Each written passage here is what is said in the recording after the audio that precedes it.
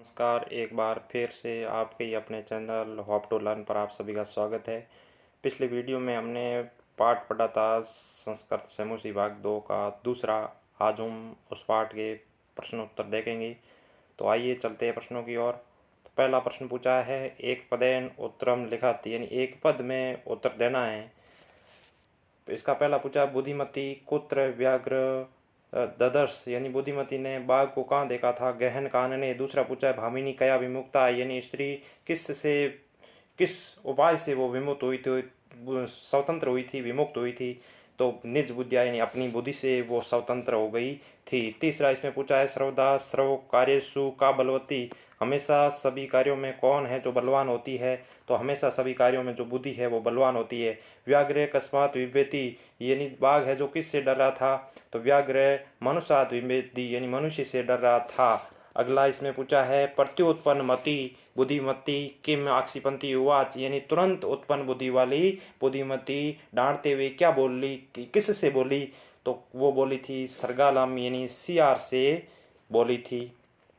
अब अगला प्रश्न आता है अपना दूसरा अधोलिखित प्रश्न नाम उत्तराणी संस्कृत भाष्य लेकर नीचे लिखे हुए प्रश्नों को उत्तर संस्कृत भाषा में देने हैं। तो पहला पूछा है, बुद्धिमती कैन उपेता, बुद्धिमती किसके साथ पितुर्ग्रह प्रति चलिता, यानी अपने पिता की घर की ओर गई थी?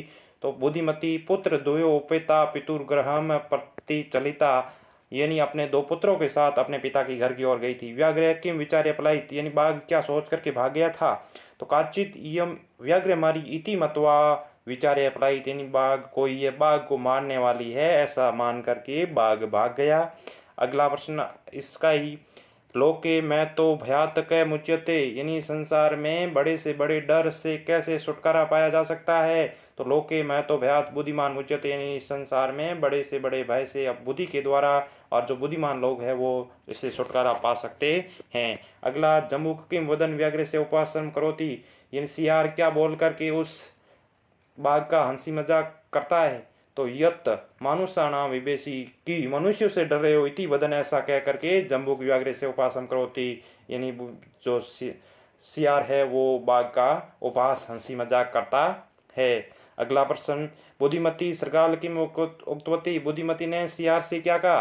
तो सियार से कहा था, बुद्धिमती सरगाल उक्तवती रे रे धूर्त तव्या मह्यम पुरा व्याघ्र त्रयम दतम, तुमने मुझे पहले 3 बाघ दिए थे, लेकिन विश्वासी से अपि अध एकमान्य कथम यासी इति अधुना वद, यानी विश्वास करके मैंने तुझ पे विश्वास किया था और आज एक ही कैसे लेकर के आ रहे हो? अगला प्रश्न, स्थूल पदम आधत्य प्रश्न निर्माण करती, यानी जो गहरे लिखे हुए पद उनके स्थान प्रश्नवाचक शब्दों का प्रयोग करके प्रश्न निर्माण करना है। तो पहला पूछा है, तत्र राज सिंहो नाम राजपुत्र वस्ती सम, वहां राज सिंह नाम का राजपुत्र रहता था।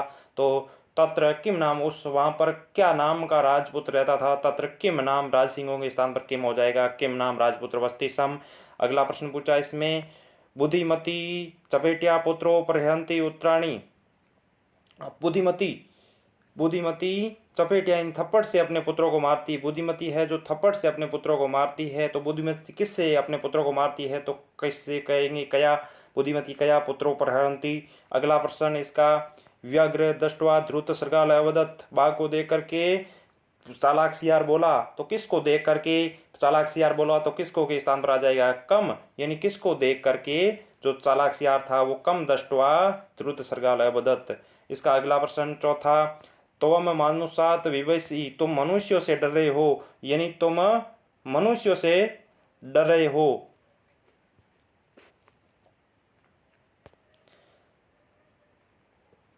तुम मनुष्यों से डर रहे हो, मानुषात विवेशी, मनुष्य से डर रहे हो। तो मानुषात के स्थान पर आ जाएगा कस्मात, तुम कस्मात विवेशी, तुम किस से डर रहे हो?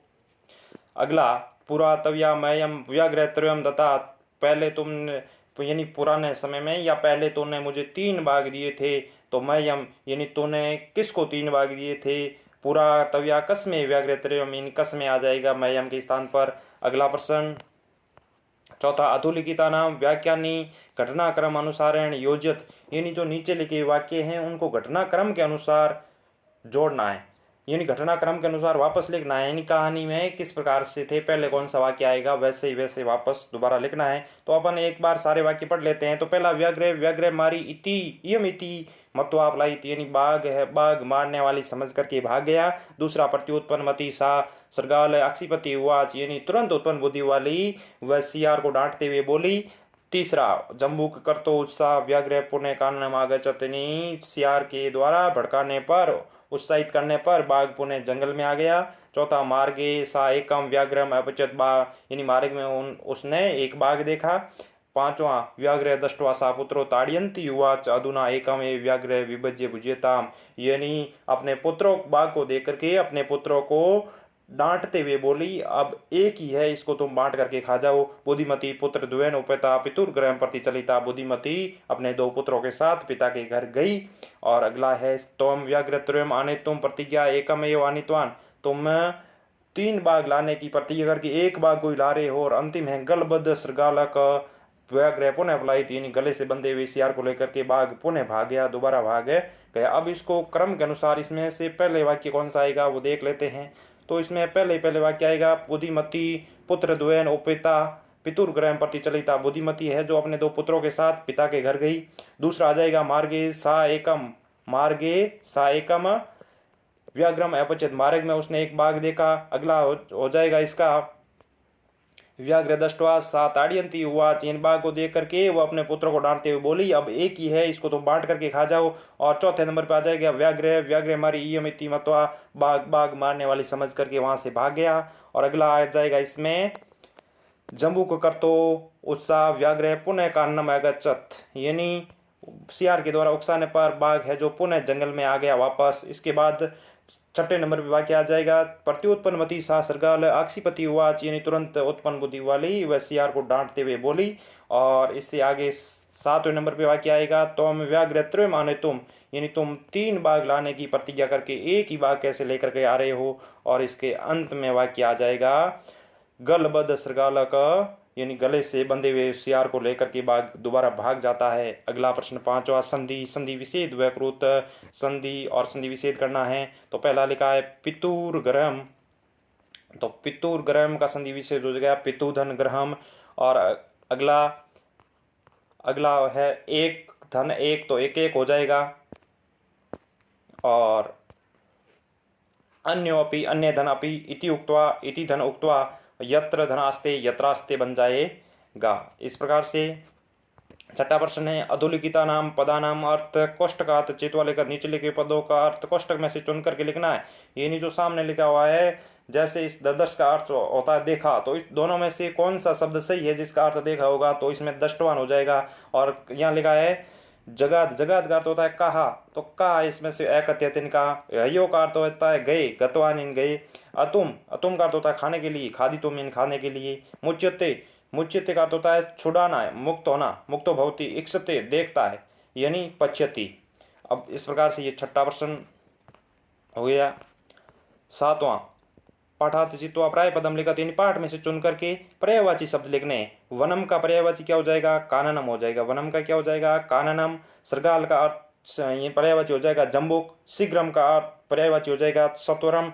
पत्नी का हो जाएगा भार्या। और गच्छसी का अर्थ पर्यायवाची हो जाएगा यासी। यानी इस प्रकार से ये देख लो पर्यायवाची। और दूसरा इसका ही पाठार्थ चित्वा विपरीत अर्थकम पदम लिखत, विलोम शब्द लिखने हैं। जैसे प्रथम का विलोम क्या होता है, द्वितीय।